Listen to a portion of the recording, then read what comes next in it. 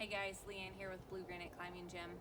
I am a yoga instructor who teaches Tuesday and Friday nights there. When all this is over and the gym's back open, I hope to see your smiling faces once again. I also am a physical therapy assistant at Barton PT. Today we're going to go over basic shoulder mobility and strengthening exercises. The first thing I'd like to start off with is just telling you a little bit about the shoulder joint. It's pretty much a ball and socket joint. There's a lot of muscle attachments, and as climbers we need to be strong through the shoulders and just in general in regular life so it functions properly.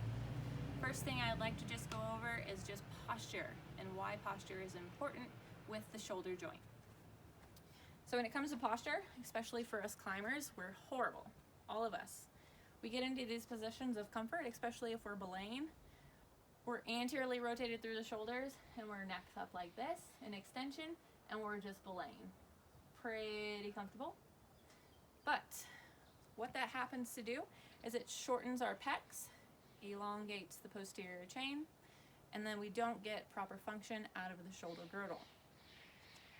So with posture, we're just going to start at the top. Get my hair out of the way so we can see what's going on here.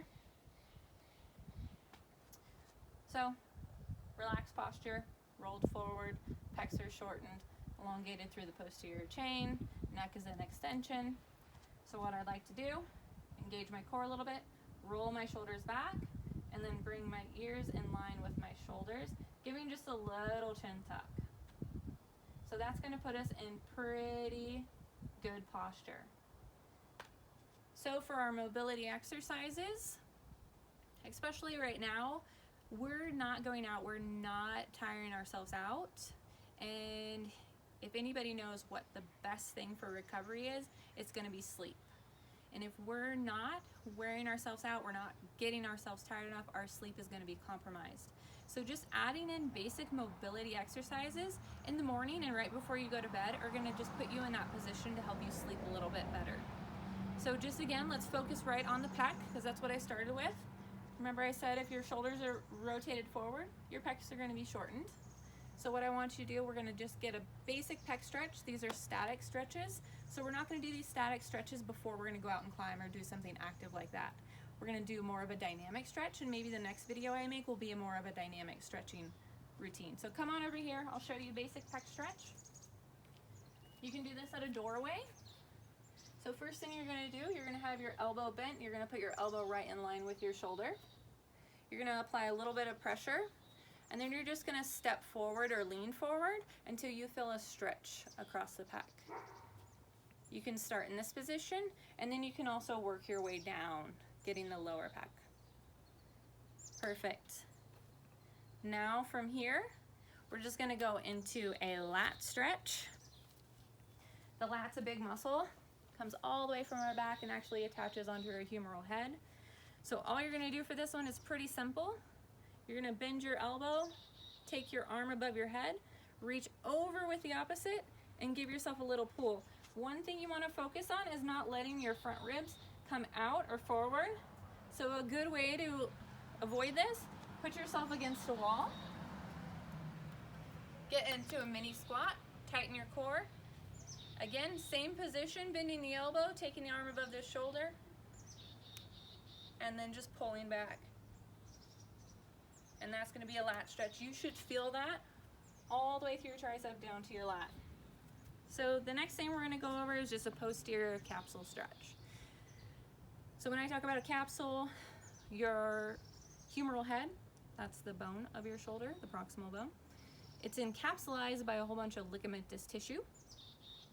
So when we're rolled forward with our pecs being tight, that can really put a lot of tightness through our posterior capsule. So the posterior capsule's here in the back.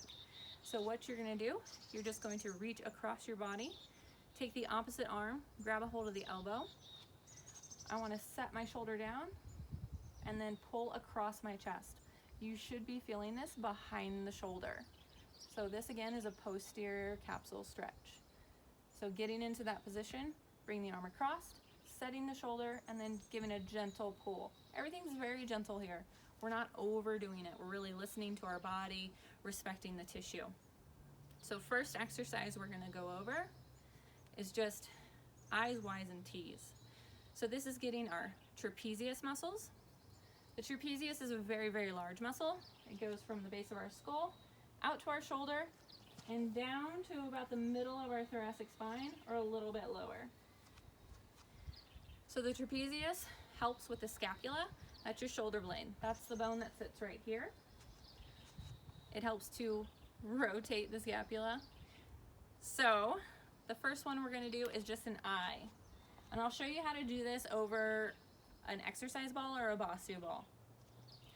So first we're just gonna hinge at the hips, get a little bend in our knees, nice tight core. So an I, arms are by your side, and all you're gonna do is bring your shoulder blades together and down, up and down, up and down. Next one is gonna be a T. So arms are in front of you, and all you're gonna do is bring your arms up into a T. Main thing you wanna focus on are those shoulder blades. You're bringing them together. So you're making these ends right here. You're just gonna make them kiss. So same position, nice tight core, bottom down, T. And then we're gonna go into a W. I didn't say that one, surprise, surprise. So with a W, your elbows are bent, your arms come right in front of you. Same thing, engage your shoulders and bring those together. So you're just making the shape of a W. Now the Y, so this gets into the scapula plane. Same position, we're gonna go thumbs up. I'm gonna come towards the camera.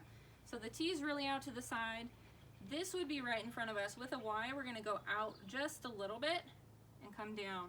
So starting at the knees, engage your shoulder blades and just come up. With this as well, you're not coming way up here.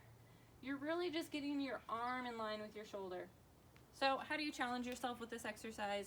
You can add weights to it. If you don't have weights at home right now, try cans of soup, try bottles of water, anything that you can find around the house that can just add a little challenge. The Y is gonna be the hardest. The Y hits the lower trap. So that's gonna be, everyone's really weak in that muscle.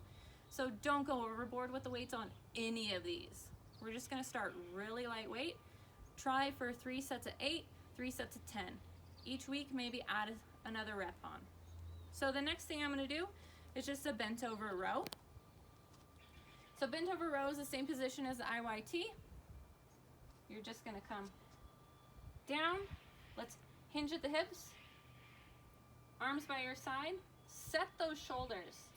Just don't let everything hang. I want you to be engaged here. Core engaged, shoulders set. Bend your elbows, take them right to the side and back down. This is just a bent over row. So all the exercises that I'm giving you today are just working on your scapular pivoters. They're very important muscles. They help to function with the shoulder blade. They help to get you full range of motion overhead. We're just gonna start very basic, and then every month maybe I'll give you something new and we'll build from here. So that was a bent over row. How do you make it harder? Add weight. Where do you find your weight? Your kitchen cupboard. If you don't have hand weights, free weights, anything, find stuff around the house that's comfortable for you. Don't overload your muscles. You should always have 1 to 2 reps left in the tank. The last one I'm going to show you is just a push-up plus. So that's getting your serratus anterior, which is a huge muscle that wraps right around here in the front. It's another scapular pivoter. So how you do this one, we're going to come down into the push-up position. We're going to make sure our wrists are in line with our shoulders. We're going to extend our legs back. Our feet are going to be together. We're just going to gently rotate our hands into the ground. The eyes of our elbows should be facing forward.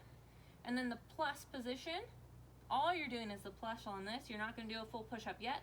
Is you're going to push yourself up and then relax down, up and down, up and down. So that is specifically targeting your serratus anterior.